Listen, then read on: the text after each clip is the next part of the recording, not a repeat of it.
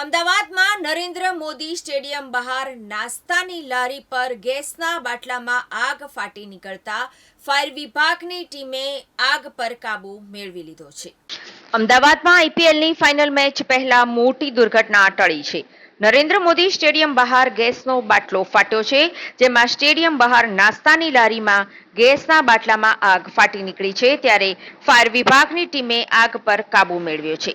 આજે royal Challengers Bengaluru અને Punjab Kings વચ્ચે આઈપીએલ 2025ની final match Narendra Modi stadium ખાતે રમાવાની છે. આઈપીએલ મેચમાં લાખો લોકોની અવરજવર પહેલા દુર્ઘટના બની છે. નરેન્દ્ર મોદી સ્ટેડિયમના મુખ્ય પ્રવેશ દ્વાર બહાર ગેસનો બાટલો ફાટ્યો છે. ફૂટપાથ પર ખાણીપીણીનો સામાન વેચતા લોકોની બેદરકારી સામે આવી છે. સવારના સમયે દુર્ઘટના થઈ હોવાથી મોટી જાનહાનિ ટળી છે. સ્ટેડિયમના મુખ્ય રોડ પર હાલ ભયનો માહોલ જોવા મળ્યો છે. ઇન્ડિયન પ્રીમિયર લીગ 2025ની ફાઇનલ મેચ આજે 3 જૂન 2025ના રોજ અમદાવાદના નરેન્દ્ર મોદી સ્ટેડિયમમાં રોયલ ચેલેન્જર્સ બેંગલુરુ અને પંજાબ કિંગ્સ વચ્ચે રમાશે.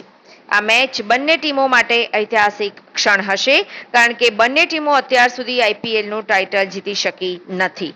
આ વખતે અમદાવાદના આ ભવ્ય મેદાન પર એક ટીમનો 17 વર્ષનો ટાઇટલ દુકાળ સમાપ્ત થશે અને આઈપીએલને નવો ચેમ્પિયન મળશે.